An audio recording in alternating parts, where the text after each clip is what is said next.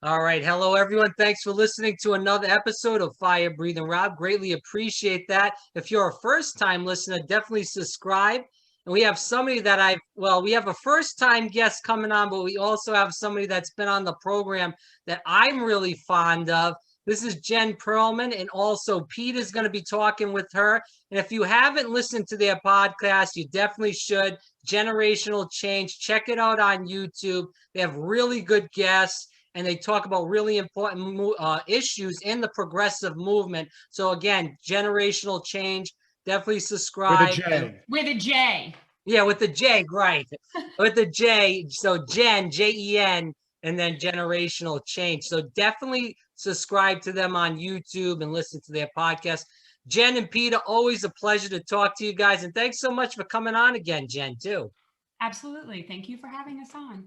All right, so let's kick this off and go right into the podcast. Even though there's been so much going on in the news within the past few hours, I definitely want to kick that around with you guys. But to start off with the podcast, can you tell the viewers about the podcast and why you wanted to start it in general?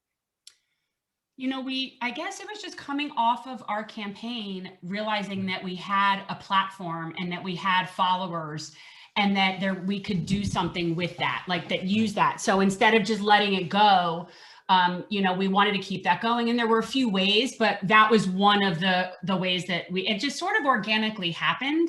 I mean, right? I mean, it just sort of organically happened. I mean, he came up with the name. Well, we had been initially, I would say, it was, in a way, it was kind of forced on us because we saw COVID coming before anybody else did. I mean, we sheltered up back in February because I just remember instinctively telling her this is going to be really bad. And sure enough, we had to find another way to connect with people. Yeah. So naturally, we started doing, live stream interviews. The truth is we should have done anyway. Yes. Like we in reality, knowing now, like we would have done that all along. But yeah, so it forced us to start doing regular live streams. That was kind of the starting off point. The other thing that we discovered is that while Jen in particular has a substantial following on Twitter, that is not where, especially, you have to know your district. Like I would imagine Twitter is a very useful tool for candidates running in cities like New York and LA and places like that. Our district, not so much. No, you have to meet your voters where they are. And what we discovered is that a lot of people who do live in this district, especially the older voters, they're on Facebook. So you have to get them where they are. You watch them there. And then a lot of the younger voters that are in our district, they're on Instagram. So you have to meet your followers where they are. And then obviously everybody's on YouTube. And everybody's doing lives. I mean, that's the reality. And it's like you reach people, you know this, you're in this sort of industry. Like when you click go live, you're going to get a handful of people that are just going to come on and see what's going on.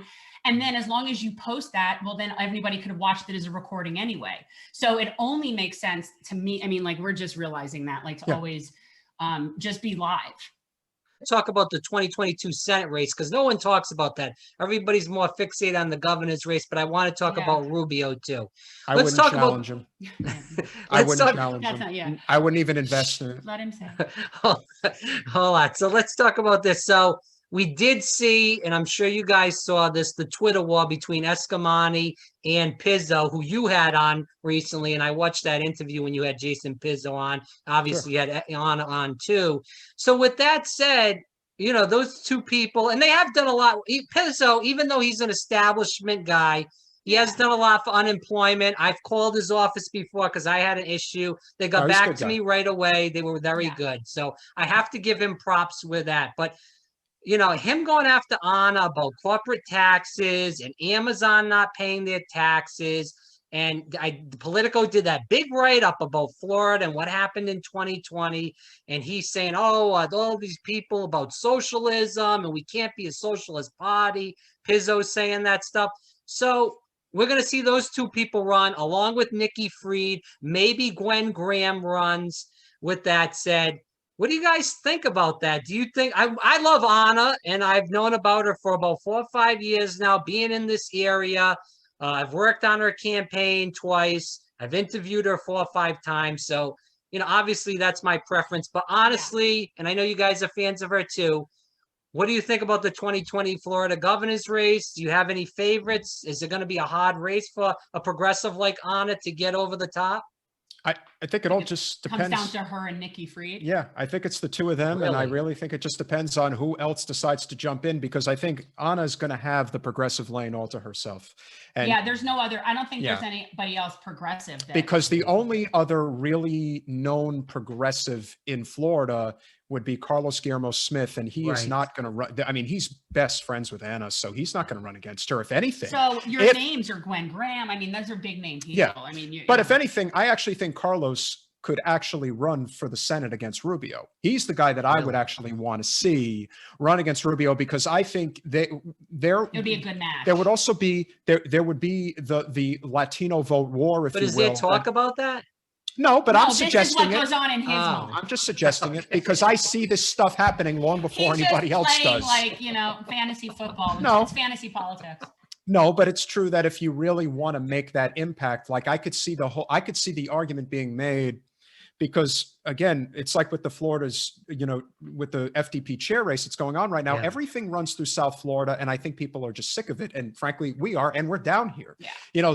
South Florida should not be dictating the terms of the entire state. Yeah. It's been like that for way too long. And again, it all gets back to Debbie, because at the end of the day, she runs the state party. Everyone knows that she does. That's why she's It's true. she's very close with Bloomberg, and Bloomberg is backing Manny now Diaz, he is who is the basically- person. Well, and now you've So- got, Michael Bloomberg is now like the new financier of the DNC completely. So, At least of the Florida Democratic Party Oh, anyway. for sure. So that's a very big problem. Now, as far as what the lane will look like for the gubernatorial race, which I do think is winnable, I actually don't think you can beat Rubio, but I do think that he could be challenged if the right person came along, and maybe sort of like what happened in Georgia, you just catch the wave, because John Ossoff is Pete Buttigieg South. That is exactly who he is. Yes, It but you had an entire country of people wanting to get rid of Mitch McConnell. That as is the Senate true. Majority That Leader. is, yeah, but that doesn't mean that the people in Georgia felt the same way. No, What I'm saying, but I mean, yeah. what I'm saying is that Reverend Warnock was a really solid candidate, Yes. and Kelly Bernie endorsed Loeffler, Warnock.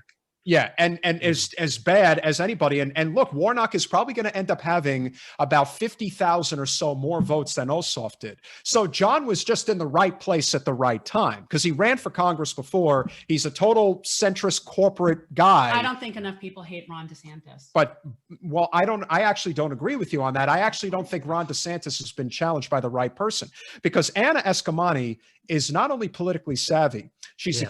extremely likable, and Ron DeSantis is an asshole. So Yeah, anybody but not enough who, people dislike him. I don't know if but again, Look, the amount of years I've been here, when Rick Scott was governor, the hatred was left and right. You felt it. Everyone hated him. yes, It was but again, disgusting. you're still, I hate to say it, but you're thinking like an old school Democrat who thinks No. it's all about the other person, but it's not. What it's about is the candidate who's running likable? Can I get behind them? And this is the thing about Jen running against. Can I finish? Let me finish. You cut me off. Think about Jen running against Debbie Wasserman Schultz. Were you more inclined to say, "Oh, I can't wait to get Debbie out," or "Man, I can't wait to get Jen in"? I look at the same situation when Canova ran. Everyone was just so caught up in, "I hate Debbie. I got to get Debbie out." But what about the person who's running against her? We know that's important, but the reality is when you have a hateable incumbent, it is a lot easier to get people enthusiastic to vote. And I do believe that DeSantis is hated. Now, he's got a strong base. He's got the Trump base, but I also believe that he has completely mismanaged COVID. Yes. And he is absolutely someone who has, I think he's got a scandal on his hands that isn't going away with what he did with Rebecca Jones and the raid of her Yes. home and the records. That is definitely going to that will play a hand. They're not going to go after him now on that because it's not politically expedient to do that. But to use that against him a year from now, oh, absolutely. But what 'cause that's about not going away. unemployment too? And what he's Unemployment's done with bad. unemployment. And that's something that Anna can bash him with all day long, because remember, you guys interviewed her not many times, but you interviewed her before rather, and she helped over 20,000 people from all over the state. So that's She's helped me. Yep, she's helped helped me too. So all over the state, and she gets back to you right away. She's donated to people her whole salary to people that are down on their luck, living in hotels here in Orlando and Kissimmee and stuff. Yeah. So those are votes. Those are people that you know, are going to see that and they're going to get out and vote for somebody that's helped them. And I feel like she gets a lot of Republican votes. Because she is a very economic populist message. And I think that is the key thing. Like, I think that when people drop the labels and they don't worry about the things that are like, you know, the social justice nonsense, and they just start talking about economic populism, I think that appeals to obviously a wide range of people. Well, as I always say, and I lived in Delray for 7 years, and I was involved in politics before Bernie even got in, but really got in after that. There's a lot of Dixiecrats in this state, a lot of people that just never left the party that still, you know, I'm not saying that they all were voting for George Wallace, but, you know, I am saying that, you know, their way of looking at things is significantly different than necessarily the way that Gen Xers, Gen Zers, and millennials will look at things. You know, the boomer generation has still a fear of the unknown. There's still people who think that their doctor has every answer to everything, and they think every political answer comes from MSNBC or CNN. And so as long as that is the case, we are still fighting an uphill battle. And I met plenty of people on the trail with Gillum who said, oh, a black man's never going to win the state of Florida. That's you saying, I'm not voting for a black man, and you're using it as cover. With Anna's from Iran. Right. And there is a substantial, as you know, Jewish population down here in Southeast Florida. And Nikki Fried is Jewish, and Nikki Fried is from down here. She's from Boca, as you know. Right. So she's going to use that for all it's worth, no matter how bigoted it looks. So while Anna is going to do exceptionally well in the I-4 corridor and possibly in Jacksonville, it is on us to be able to use what we can for the progressive movement as leverage down here. We need to be the hub for Jews for Escamani. Jews for Escamani. There but are you worried about that? Because you know, being in Boca and going to school down there, I did my undergrad and my master's down there. I was in Boca for, you know, over 5 years. And I have a lot of friends that love politics involved, and they were Jewish. And they said, you know, they weren't going to vote for Gillum because they were worried about Israel. They're going to probably say the same thing like you said about Escamani, about Israel. And Fool's gold. It doesn't mean anything because it's at the state level, not the federal level. If you're worrying about a U.S. senator. That's the thing about that. That's so ridiculous. That's where it becomes a much more contentious problem, because somebody like Rubio. But Peter, these are the same people. But these are the same people that were telling me they weren't going to vote for Bernie. And these people are Jewish, and so is Bernie. Yes, so but Bernie, I don't understand. But Bernie's also a socialist. So that's the problem. Yeah, you have to recognize, you know, again, like I said, messaging is everything. You know, I'm not a genius, but I kind of see how these things play out. You're right. Defund the police is not a winning message for a lot of older voters, but demilitarizing the police is. Agreed. When you talk about universal health care, you talk about not taking away people's private insurance. You talk about taking away the for-profit middlemen in between you and your doctor that have no reason to exist. Is everything, but I make no mistake, Nikki Fried will tie Anna Escamani to Iran, to all things Muslim. It will be, if those two are the people that are, I mean, if they're going against, like if that's the it's one-on-one, yes. Would she do that in a group? I don't know. But if it were the two of them, absolutely down here, what you are going to get is 24/7 having to do with Israel, Jews, and absolutely. Honestly, the only thing in my opinion that would stop Anna from becoming our next governor is if she doesn't have balls. No, she has balls. So if you're willing to, she's got them. You know, again, the thing that I always respect about the GOP is that they treat this like it's a blood sport. They don't have, there is nothing that, when they it's fall in line. what I do love about the GOP is that they will always fight amongst themselves. They will always primary each other. They'll always fight for the bigger nut, if you will. Yeah. But the one thing that they will always fall in line against is Democrats.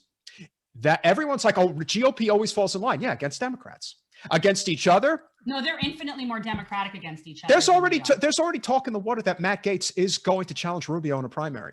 That would be very interesting because you know that Matt Gaetz is not sitting in the panhandle for the rest of his life. Not happening. So I can assure you that. Let's see him try to run for governor. So if that race, Trump will endorse Gaetz for sure.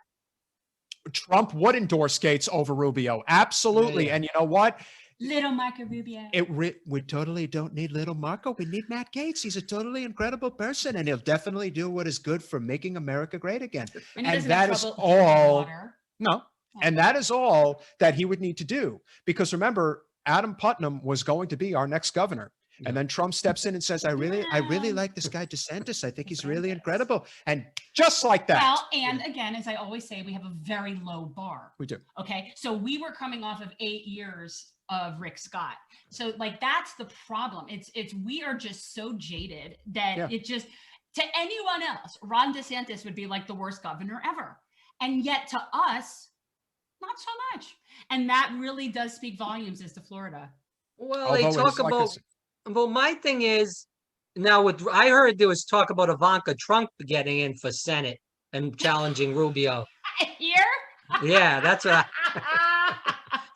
and I'm saying I'm all for that, because if she wins the primary, if the Democrats put up a halfway decent contender, they could probably beat her. But you never know in actually, Florida. That would be entertaining. I think that if I don't think she really wants to be a senator. I don't think she really wants to work. I don't think I don't think she's dumb. I think I don't think she's done. I think she knows what she's doing. I think if she is going to get involved, it's on her terms. Yeah. I don't think she's being accountable to a political. I don't think that. I think that's why Trump hates it. But again, in terms of like where you could make your mark, if you will, they're kind of in an interesting spot now where the two flippable seats are 26 and 27 now belong to the GOP.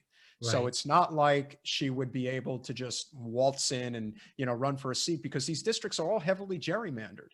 So it's not like, you're going to run and live in Mar-a-Lago and run against Lois Frankel because you will lose, because she is a Democrat in an extremely safe blue district. Right. You had that Looney Tune Laura Loomer just run against her, and it was all for, career purposes, make some money. But of course she got destroyed. It wasn't a real race, and no one would treat it as such. So whatever they end up doing, again, who knows?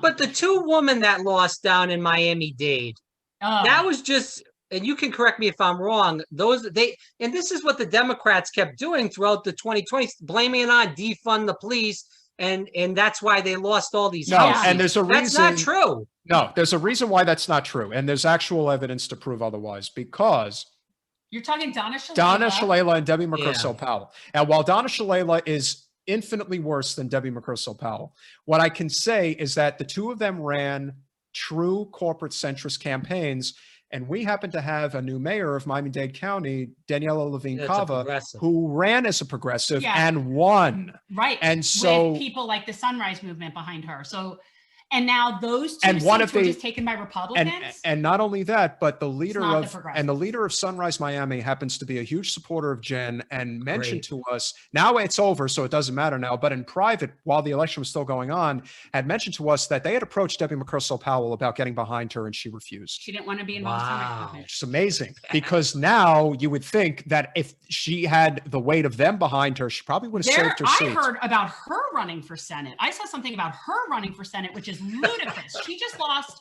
a +5 blue seat. Wow. And so she should run for statewide office. Yeah. I mean, like, where do people think of that? At least somebody like Anna Eskamani has really made a name for herself. At least somebody like Nikki Fried has statewide name recognition. And at least she's pro-weed. Yeah. Fried is pro-weed. Free the weed. Freed the weed. Free the weed. I'm not trying to tell her how to run a campaign, but I'm just, it's this stuff is not that complicated. It's really not. You just have to know how to reach people, know who's in the room, know your region, all that stuff. That's politics. I want to end. A lot of people don't know. No, I want to end on this, and with two more questions. But as far as the governor question, my thing is, I agree with both of you guys. As far as Anna, my questions are with her is with the Republicans. If she does win the primary, they're going to be hitting her not only on the Iran issue, but I have a bad feeling that there's going to be a lot, because Anna stands a lot with, gays and Pulse, and I think that's important. But I think the Republicans are really going to try to shame her of that and try to push that. And a lot of people are going to be against all that stuff, whether or not gay marriage is, is right or not. I believe truly it is. Well, but again, there's a lot you're of people that are thinking- against it. Yeah, No. and while you're thinking, several moves ahead, it'd be wonderful if she ran and won the primary, Yeah. which is why, again, this is politics and this is Florida, so you have to think about the counterbalance of the ticket. So who would be Anna's lieutenant governor? I don't know, but Yeah. somebody like Jason Pizzo is the type of person that would appeal to more of that centrist, standard you bearer would need to balance the type ticket, of for type sure. of person. Yeah, but they're already And- bashing each other, though. Doesn't matter. Okay, so did Kamala and Joe, and look at how that worked out. Again, it Yeah, is, that's but that's a true. completely different No, circumstance. but politics makes interesting bedfellows. It does. I mean, It does. You do. But the thing is But that, you no, I interviewed think- Pizzo. What do you think about him? And again, he's establishment guy. Okay, this Go is ahead. this is my take on him. I probably don't agree with a lot of his politics. I probably don't. But is he properly representing his constituents? And I have every reason to believe that he does a good job doing that. So that to me is do I agree with him on his issues or whatever? Maybe not. Look, there were But people, I think he's a stand-up guy. I think he's representing his community, and I think he's doing a good job. So, and really, that's what matters. I don't have to agree with people on all the policies. If they're being transparent and doing their job, perfect. That's perfect with me. if you know how to reach people, to me, the only issue that really matters, this whole thing about progressive, conservative, centrist, all that stuff, it's all BS. The only thing that matters is, do you take corporate special interest money or do you not? That's it. That's it. Who do once you answer to? Do you answer to special interest or do you answer to your constituents? I would, again, it's like, it's the Debbie Wasserman Schultz conundrum, which is, I don't care what she says. I just know her record and I know where her money comes from. And you can follow that line with basically everybody else in elected office, whether at the state house, state senate, or at the federal level. But That when is true. Debbie was in the state senate, wasn't she somewhat progressive at that She time? She was progressive 30 years ago, Yeah. 25 years and ago. also, let's keep in mind, what did we consider progressive? Correct. True. What Good are point. we talking about was progressive? And also you're talking about, well, what's progressive at a state level in terms of policy versus what we would consider progressive on a federal level regarding policy. And also, really, what was her ambition? Was her ambition really to serve? Maybe in the first place. but- Remember, she was bequeathed the seat Yeah, she by never Peter had to Deutsch, run for that and she seat. has never been challenged. She was only challenged. And it's funny. She only got challenged in 2016 by a candidate who had a beef with her to begin with and then decided to jump in. And then all of a sudden, everything, broke in his favor. It's Yeah. just a shame he didn't run a good race. Remember, Rick Scott, he is one of the biggest SOBs in all of politics, and he's one of the greatest politicians I've ever I seen don't get it. because he absolutely knows how to time everything perfectly. He might, but he he's knows. slithery, and he like there is nothing that man would say that wouldn't make my skin crawl. May I finish? Yeah. Finish. He absolutely knows where to strike. He speaks Spanish perfectly. There are things that he does.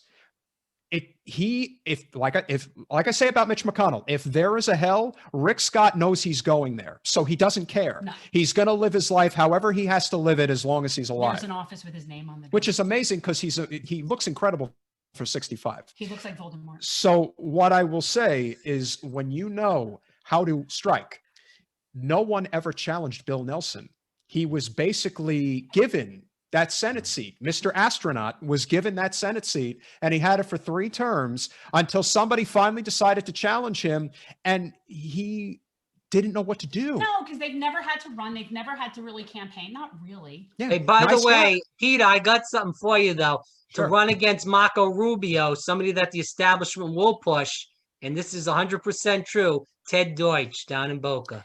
Yeah, We've I heard could that. see that. I could see it. I mean, again, Deutsch is just like Matt Gaetz in the sense that I don't see him just wanting Yep. to stay where he is. I see also him don't wanting see to Deutsch rise. being charismatic enough to win a statewide race. Oh yeah, Nope. he's stiff as a board. Yeah, I agree. And I mean, like, the people like him personally, Yeah, he's a but good the guy. people who know and care about policy just find him feckless. The other thing about Deutsch that is that is something that I don't think will play well is that he is Jewish and he is extremely Zionistic in his beliefs. Right.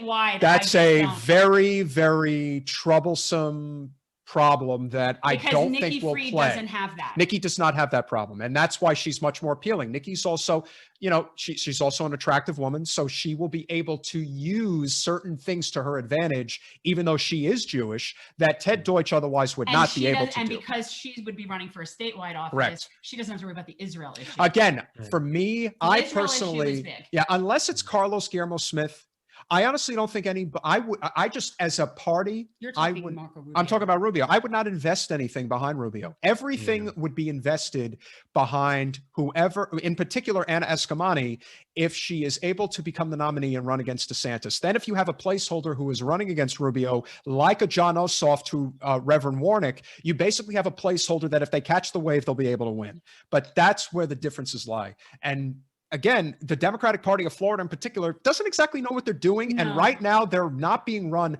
by a populist uprising. That is what desperately is needed. Well, now I would say this though, if Anna Eskamani were the candidate, yes, then you will have progressives that will be out fighting, whereas they wouldn't be. So the Democratic establishment in this state is fairly feckless. They're not going to really do much. They're very weak. They're only in 6 counties. Like there's really, it's pathetic. Yeah. So the only way really, I think, that any Democrat can win a statewide race is if they have the power of the progressive side of the party with them, because those are the only people that are going to come out and fight. And I also believe that if Anna would have that. Yeah, if Jen were to run again, having somebody like Anna running at the state level will make her opportunity to run against Debbie infinitely easier, because you'll get a lot of the progressives that are down here that are interested in Anna by default be a lot more willing to get in the streets for Jen as well, even if they don't necessarily, because remember, a lot of people just think Debbie's is unbeatable. Oh yeah. So there is that component to it. But having a standard bearer at the state level that is truly progressive, truly carrying the weight for things like Medicare for All, Green New Deal and whatnot, that is where you really have to know how to catch the wave. And a lot of people don't know how to do that. Rob, it's the same thing. That's not reality. Rob, let's leave on this note. Yeah. I will say this until I'm blue in the face. Do not underestimate the power of corporate media and how much of an influence it still has on the average voter in this country.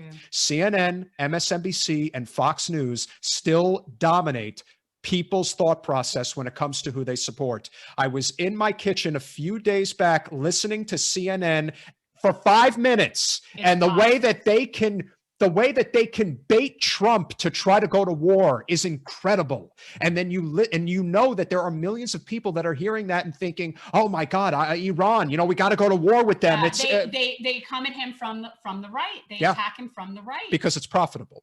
Everything is about money, and they are deathly afraid of new media and what it's going to mean for them going forward, which is why censorship is going to ramp up. I am actually there are things to be afraid of from a Trump, presidential perspective. There are a lot of things to be afraid of with Biden getting into the White House. I agree.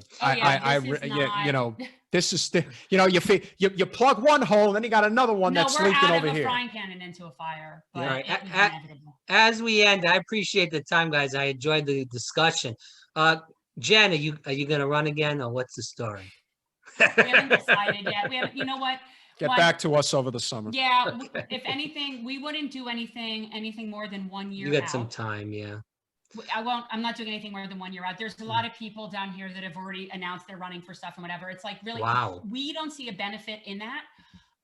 It just causes us to have to start working and fundraising longer than we would even need to. Like, there's the later you get in, the better, just not too late. Yeah. The truth is, you want to. We're still, but in the meantime, we work on name recognition every day. Right. So we're not campaigning, but every single day we're doing things that is getting my name more and more out there. And the truth is, unseating Wasserman Schultz is obviously significantly important for many reasons, but building the progressive movement in South Florida is infinitely more important, because that's really what we're it's laying the foundation that needs to be sustainable, because Debbie's not going to be here forever, even if she thinks she is. Eventually she'll be gone. So really, our mission, it's not just about getting me in an office.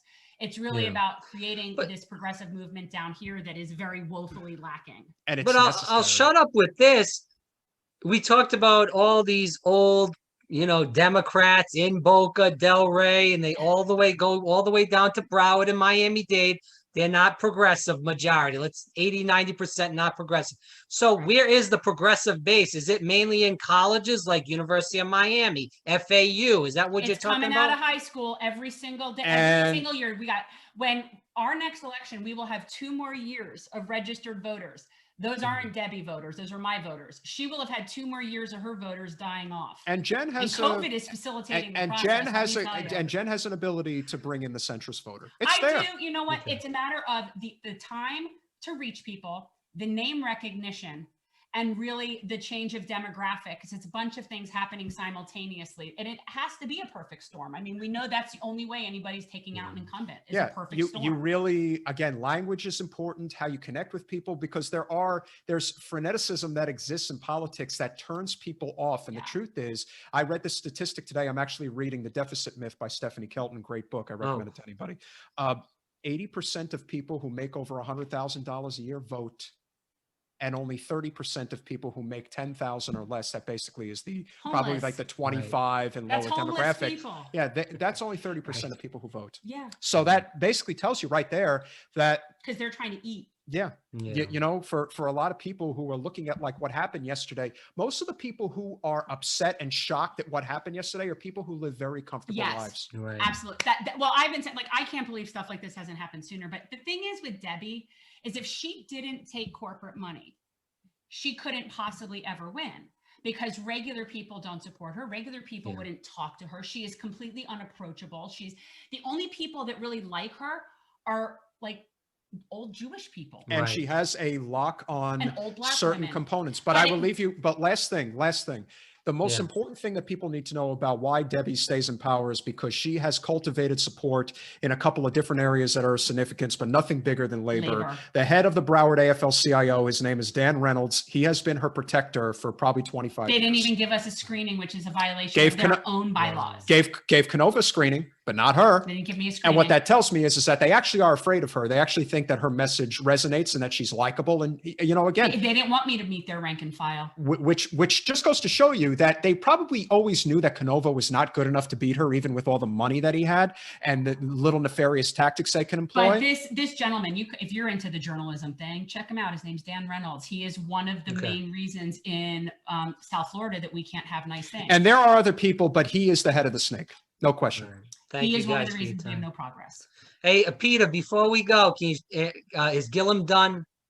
Yes, he's done. He's dead. Politically, yes, but I do think He's has got that like podcast. a future. And well, I don't know about his broadcast, but I could see him doing other things. I could see him starting a nonprofit, doing organization. I mean, no, he might be done as in an elected capacity. Yeah. But I don't think he's necessarily done public. Because unfortunately, he burned unbelievable amount of bridges in the progressive movement based on how he handled himself in the election, and then the scandal just makes him unpalatable to the rank and file voter that just goes chalk. He blew off the left in the general, and then he blew off all of anybody in the center with the nonsense. Yeah. So he kind of doesn't really have any home. Yeah, the biggest difference between Gillum and Anna is that Anna has no baggage. And when you don't have any baggage, it's very difficult. Like me, I have no baggage. Yeah, so the only thing that they would be able to do with Jen is probably similar to what they would do with Anna, which is try to attack her for associating with certain people that they deem is not good. Because that's what they did to Bernie. They didn't have anything on him,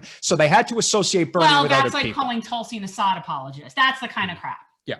And there are problems with Tulsi, but the things that they went after her on, but not because of that. It's things that have, again, it's all about how much mud can we sling until it sticks. Yeah. That's the idea. The idea is to just throw as much as you can, but the reality is we're still on the hamster wheel. We don't have universal health care. We don't have a living wage. We are still in these forever wars. We do not have a climate program like a Green New Deal that's getting us. We're literally sinking. And all the while, people want to bicker back and forth about useless nonsense. It's time to get serious. The Democrats control all three branches. It's time to it's time to do some serious business. I'll end with that. And I appreciate you bringing that up for the last statement. And then we'll end the podcast here with you saying what your podcast is. But my thing is, is we see the Democrats won the House, the Senate, and now they have the presidency with Joe Biden. Is this going to be a repeat of Obama era before 2010, where all these big things were supposed to happen, and then it was very small incremental changes? Then the Democrats lose the House, and then they lose the Senate in 2013. And then Obama doesn't get shit done. Are we going to see that with the Biden administration, which is probably only going to be 4 years? And then I feel like if Kamala runs, she gets smoked by somebody that's worse than Trump, that's actually competent and can get the Trump stuff done. Are you worried about all that stuff happening? Yeah, I mean, look, from the very beginning with them, we've been saying if our goal is to primary her in 4 years.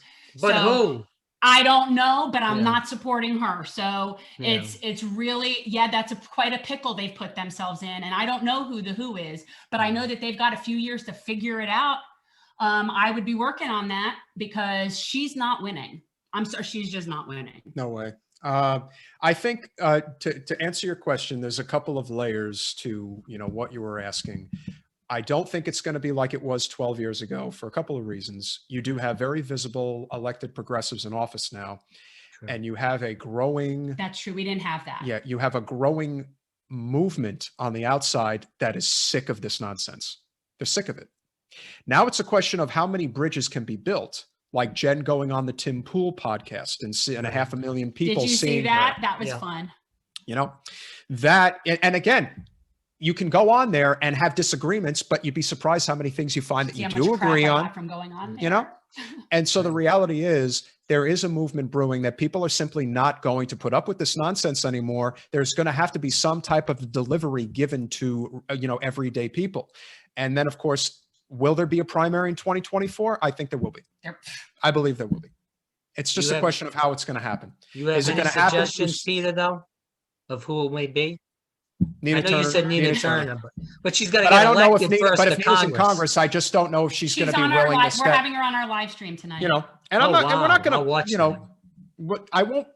We don't want to push her in a way that makes it seem like we're not supportive. But at the same time, I think Nina is the leader. It's not AOC. Yeah. AOC is the glamour. She's the glamour side of politics. She's the person. She's the person that gets people really that are the younger people to be like, oh, this could include me. That's kind of cool. She definitely has that kind of very. AOC has got a very she's got the mainstream vibe going, and that's fine as long as she's advocating for the policies we need and not taking the corporate money. I don't think she's got cojones like Nina. No. Nina is the person who will put the soft shoe on, who will go further than where Bernie went. Agreed. She's everything that Shirley Chisholm wishes she could have been when she ran. Yeah. She is that modern day awake. It's 50 years later. I know. Ironically. And they can't use the black thing against Nina Turner because she's also black like Kamala, which they would try to use. They'll use it against her. Trust me. And it's so funny. Oh, she's way blacker than Kamala. No. Wait. What was the best? With Deborah Messing told her, I'm going to call my friend Stacey Abrams.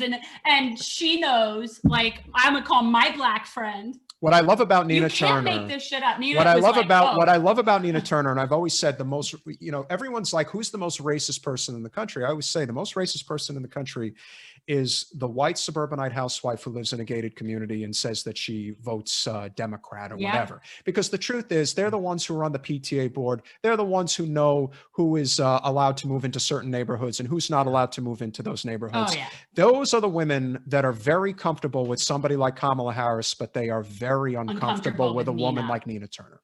Right. And so long as that is the case, Nina's the one, and she's the one that will break through eventually. We're going to do everything we can to get her into Congress, and I do believe it's exciting that she is. It's really exciting. She is the leader that we really need. Yeah. Will she be a honorary member of the squad? Yes, but she's her own leader. She doesn't need anybody to boost her profile. The squad will be. It isn't a matter of whether Nina joins a squad. It's a matter of the squad getting behind Nina. And what I also believe, that's what. And the reason why I think Nina is destined for greatness, no pun intended, is the fact that no one was more loyal and worked harder for Bernie than she did. And she is the one, in my opinion, who is the rightful heir to Bernie's network, to Bernie's fundraising, and to whatever goals lay ahead I think for somebody like that. And this is no disrespect to AOC, because a lot of people think AOC is the heir apparent. No, it's Nina Turner. I agree. And so I don't know what's going to happen, but I know that we have to get her in. Yeah, that much. that's our goal. I agree. Well, as we end, can you guys tell us where we could get that podcast? Generational Change with a J, and that is on YouTube, that is on Spotify, and that is on Apple Podcast. We need you to subscribe, click the bell, like, comment, and share our videos. And you can also find Jen at JenFL23 on Instagram and Twitter, and Jen Perelman on Facebook. Make sure you like, comment, and share there as well. You guys are amazing. Thanks so much for doing this. Let's do this No down the problem. road. And what time is the live stream tonight, by the way? Normally we're 8. 6:30. But yeah, well, no, 6:30. okay. No, 6:45. 6:45. Okay, normally it's 8 o'clock to like 9:30. And then tonight, Nina can give us 7 to 7:30. She has a hard stop at 7:30. So we're going on a little bit before 7. So we're That's a little awesome. early tonight. I'm definitely going to check that out It's all myself. about Nina. Spread the word, baby. Yeah, and I love the interviews you guys do. Definitely, if you're watching this, definitely check them out. They do amazing interviews with really big name progressives. So keep up the great work, Generational Change with the J again. And thanks so much, Awesome. Jen. and You're Peter. wicked awesome, Rob, but And I still, Peter- I still prefer the Yankees to the Sox. You know what? So I you're almost not feel going like to you get that insulted him. argument. I remembered now when he said that when I first met him, I automatically had assumed he was from Boston. Well, That's Peter what does his the accent best, the best Trump, Bill Clinton. I've heard them all. He does a good Bill. Why do we choose to go to the moon? We choose to go to the moon not because it is easy, but because it is hard. Oh.